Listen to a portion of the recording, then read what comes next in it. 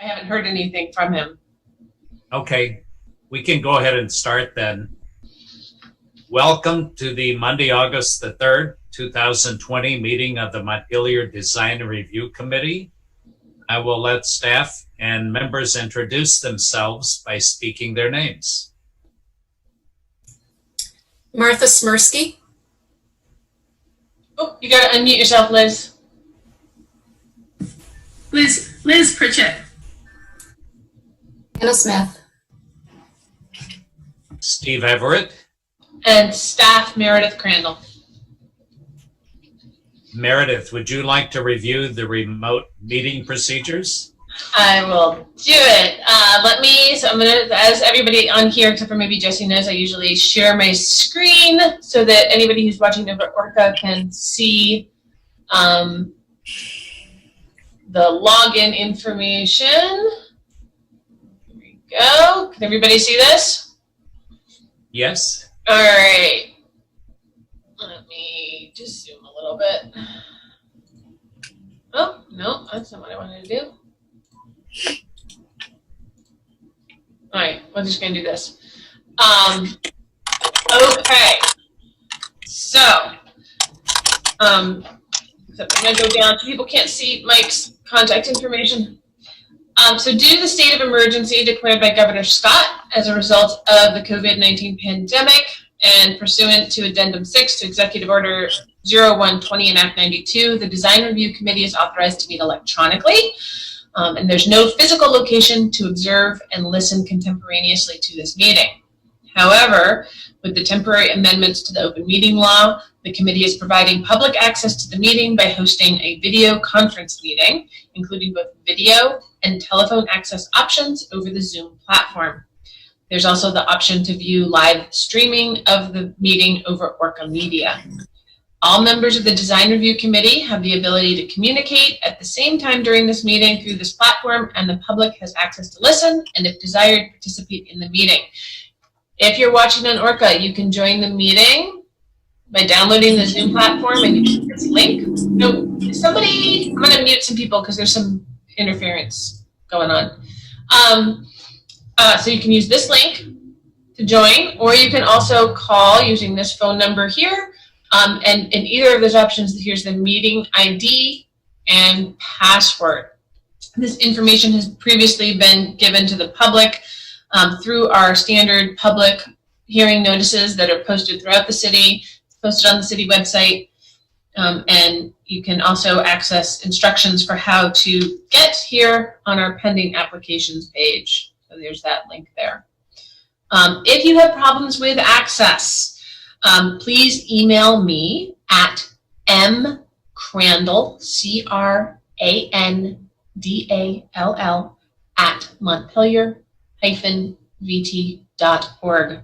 And if you have any difficulties, once you're in the Zoom meeting, you can use the chat function to raise those issues with me, and I will help you as best I can. Jesse, you're pretty much the only one on here tonight. It doesn't look like we have any members of the public. If somebody does log on, I'll go through this all again for them. But what we're going to do here with the DRC meeting is we'll get to your item on the agenda. Just like in the live, in-person meetings, you'll have an opportunity to present your application and describe it. What I'm going to ask is that when you aren't talking, you mute yourself so that we don't have a lot of feedback. If members of the public do end up logging in, then we're going to ask that you introduce yourself when you log in, and potentially even just by chatting with me via the chat function, and then try and keep your questions or comments to 2 minutes, at which time DRC members will then have a chance to ask you questions or take your questions and bring them to the applicant. And of course, the chair can always grant additional time in addition to those 2 minutes. So in the event the public is unable to access this meeting, if I get notices via email or something that people just can't log in, then it's going to be continued to a time and place certain. And as I said, we ask that you keep your microphones on mute when you're not speaking. You don't have anybody on the phone right now. If somebody does call in, there are ways to raise your hand, even if you're just on the phone. So let me know if that happens. And then finally, all votes taken during this meeting that are not unanimous will be done by roll call vote in accordance with the law. I'll now hand this back over to Steve. And we don't have anybody in the waiting room.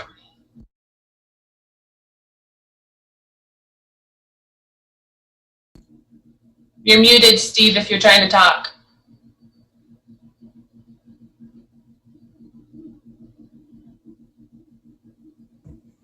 Can you hear me now? Yes. Okay, good. Do I hear a motion to approve the agenda from the committee members? I move to approve the agenda. I'll second. All in favor, speak your names. Martha? Liz, Hannah? And Steve. So the agenda is approved, so we can move forward to the first application for 66 Main Street for Great American Enterprises. And I assume, Jesse, you're there to describe the application. I am, yes. Thank you all for making the time here and coming out over Zoom to have a meeting. You all have may or may not have seen our outdoor installation for Charlio's downtown, and I kind of tasked my manager with going through the appropriate channels to figure out what needed to happen in order for her to activate that space. And it seems like she may have missed some steps along the way. So I'm here to try to cover the bases with all of you and hope that you like what we are calling the veranda, which I think is obviously very funny only because Charlio's is such like a biker kind of bar, and the veranda seems totally hilarious and absurd. So what we're trying to do what we can to kind of keep business viable. Sales are down considerably, even with the extra space that we have been able to use outside there. But at the same time, it's helpful to be able to operate Charlio's safely during this time. And I think a lot of people have enjoyed being able to come out and do that. I think our staff is making sure that they are acting responsibly. Admittedly, I know that the activation is not as handsome as we would like for it to be, and really the hope is that long term there may be a more permanent play, and that's kind of dependent on financial feasibilities. We're still trying to figure out if this works, if it's problematic, if you folks like it or not, and whether or not it's really working from a business standpoint. And like I said, even with this installation, sales are significantly lower than normal. So the idea here is that we have our fenced off area, which right now is snow, kind of like hazard fencing for snow. Our plan is to, you've probably seen some of the packet that I sent along. I hope that everybody has had a chance to look through it. Jesse, I can share screen so that people can see it if you want me to pull that up. Oh, okay. That seems like it would be helpful. Okay. If you could pull up the detail for our fake foliage while I'm kind of talking through that.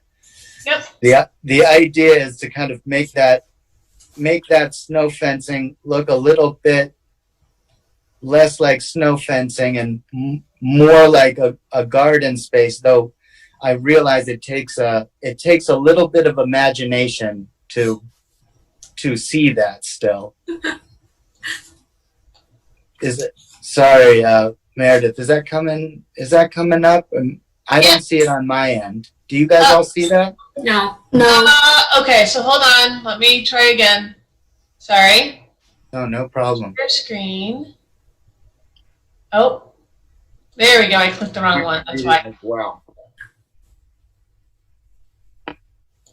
Yes, perfect. So this is kind of a cut sheet detail of what this ivy is meant to look like. And so the idea is we're gonna, if you all approve, we're gonna purchase some of this to go around the perimeter of the space here, so that it kind of covers that fencing that is there and looking particularly temporary, and make it look a little bit more purposeful. That poison ivy? Don't, that's the idea. Don't touch it. It's poison ivy. That's what I'm going to put I'm going to tell everyone it's poison ivy so they don't mess with it. So we plan to put that up around the perimeter. We have kind of an archway that is up front now as entry to the space, to kind of bartenders can check IDs and kind of deal with crowd control there, because right now it's one entrance in, and a separate entrance out. Try to keep travel appropriate and safe. And then the last addition, at least for this kind of what we're calling Veranda 1.0 here, is some lighting. And I was in Burlington at Daedalus, the wine bar there, and they put together what I thought was kind of really smart temporary solution for lighting that didn't affect the site. And since we are kind of working from a temporary standpoint here, before we come back to you with a more permanent application, depending on how successful the outdoor space is, the thinking was this barrel and pole and post situation. Those barrels are filled with sand, so they're incredibly heavy. You would have to be monstrously strong to move those. But at the same time, the sand can be removed and then the barrels can be taken off site. The point there being that we don't have to affect the site in any kind of physical way. And that is the idea there.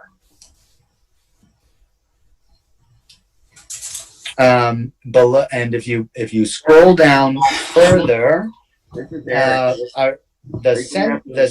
we had. Oops, sorry, I can't hear you. Are you going to have to install any extra power lines or plugs or anything for the lights? No, so there will be an extension cord from the rear of the bar that will activate the lights during service, but that extension cord is going to be kind of plugged in and unplugged and brought back into the bar every evening. So there won't be any need for additional power. Jesse, I was a little confused when I saw the archway. Sure. That looks to me like the back of the black door. It is exactly that. That also is our space. So I commandeered that while nobody was using the black door. Okay. So yeah. So that's been exactly moved. Right. Has that been moved into the space that you want it then? It is. It's people can walk through it from the sidewalk on Main Street at this point. Yes. Okay. And I had talked to Ben Cheney about using one of one of his sculptures here as kind of the central post, because we'll need one post in the middle to be kind of the tallest of the posts to hold the lights up in that canopy shape.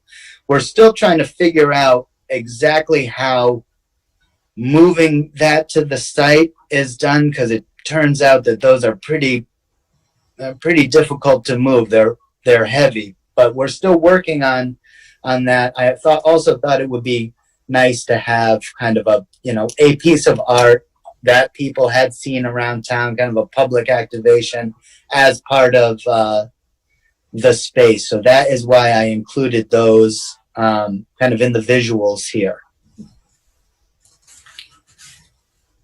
You said that you consider this to be sort of a temporary thing.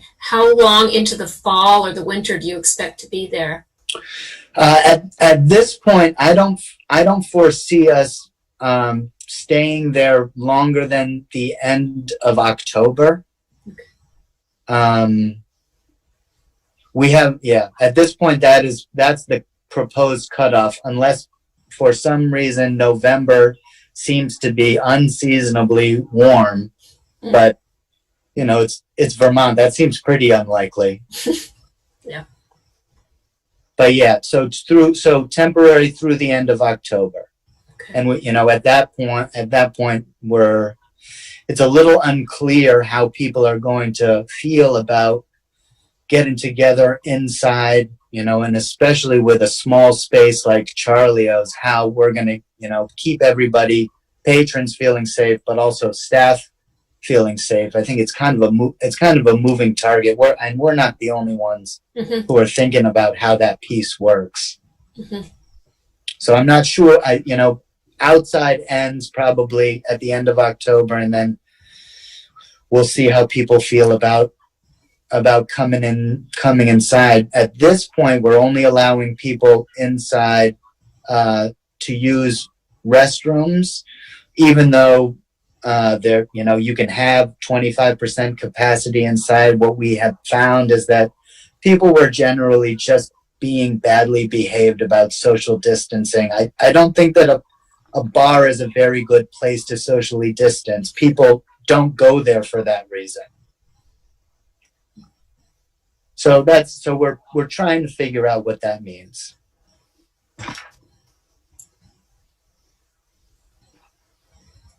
And I guess as far as the temporary nature of this application, I went over kind of the particulars of what it is for now, and I'm hoping that you all understand the reasoning behind some of the kind of cost-effective measures that we're taking here. But the hope really is that if it's working, we can activate the space in a way that is kind of more permanent and also feels more permanent. Proper fencing, proper lighting, appropriate signage. You'll notice there's not signage as part of this application. I think for now we're just going to be using a sandwich board and an open flag. But the hope is, if this is something that people like and we can do safely and in a way that is respectful of neighbors, then maybe it does become something more permanent. And so I will likely come back again with that idea if this is working. Jesse, just one quick question.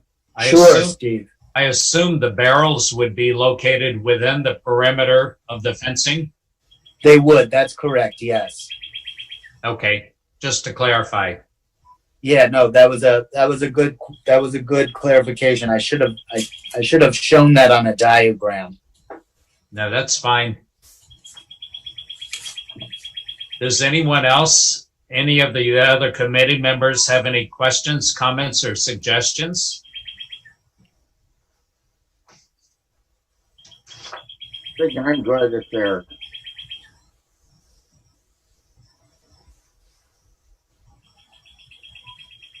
I'm sorry, Eric, did you have a comment? No, I'm good. Oh, okay. If nobody else has anything to add, I can go down through the criteria on the recommendation form. Evaluation criteria, number 1, preservation or reconstruction of the appropriate historic style if the proposed project's in the historic district or involves an historic structure. I would say in this particular case, that's not applicable. Number 2, harmony of exterior design with other properties in the district, acceptable. Number 3, compatibility of proposed exterior materials with other properties in the district, acceptable. Number 4, compatibility of proposed landscaping. The temporary fence is acceptable in this particular application. Prevention of the use of incompatible designs, buildings, color schemes, or exterior materials, acceptable. Location and appearance of all utilities, specifically the lighting, acceptable. Recognition of and respect for view corridors and significant vistas, including gateway views of the city and state house. Again, this temporary installation is acceptable. All in favor of the application, speak your name. Eric, Martha. Liz, Anna. And Steve. So the application is approved. Thank you guys. Thank all of you. I really appreciate it. well, good luck. You're welcome. We appreciate everyone's effort to maintain some kind of level of business in town. We are trying. Yeah. No. Thank you for that understanding. And Meredith, will this be administratively approved? Yeah, this is an administrative permit. We'll need to finish up the administrative site plan report. But that's just paperwork. We need to finish that up and get this out to you. So give me a few days. Okay. Okay. Thank you, Jesse, and good luck with your project. Yeah. Thanks so much. Thank you all, guys. I appreciate it. You're welcome. Jesse. Bye-bye.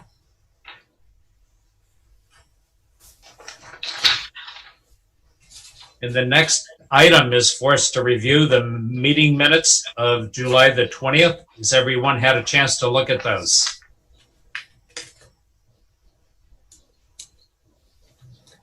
Does anyone have any comments regarding the minutes? Meredith, I found a typo or a small error. Yeah. In the 34 Berry Street application, it's in the paragraph that says it was considered a non-contributing structure. The last word in that line where it says it, that should be left out.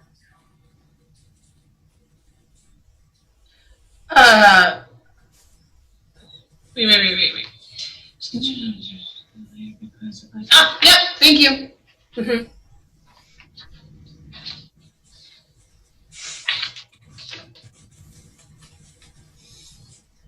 actually, Any other suggestions or comments? well, I wasn't at that meeting, so I probably shouldn't comment. But I did look it up. I thought it was a contributing structure in the historic district. I mean, it was built, it's, pretty simple, but anyway, I think what was decided at the meeting, because I wasn't able to be there, but that they did say that it was a contributing structure, that it was Oh, I changed in 1947. Yeah, it started as non-contributing when it was very first Yes. listed, and then is now classified as a contributing. oh, correct. Okay, I misunderstood what Martha said. Thank you. No, my correction, Liz, was just on the grammar. Thank you. Yeah. Thank you, Martha. We still have enough to approve because Martha, Eric, and Steve were all at that meeting. I move to accept the minutes from the July 20th meeting. With that, Do I hear a second?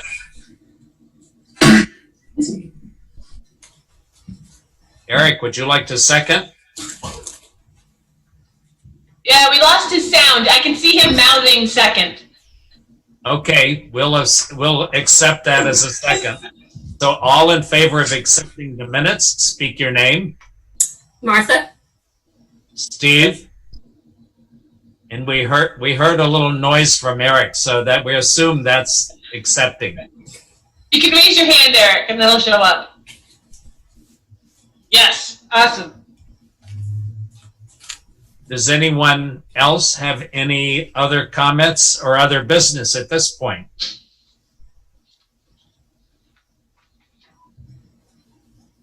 If not, do I hear a motion to adjourn? Hold on. Okay, go In ahead.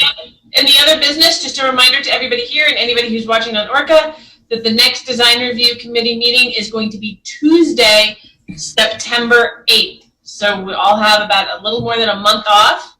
But it's a Tuesday. It's the day after Labor Day. Okay, thank you. Okay. Now, do I hear a motion to adjourn?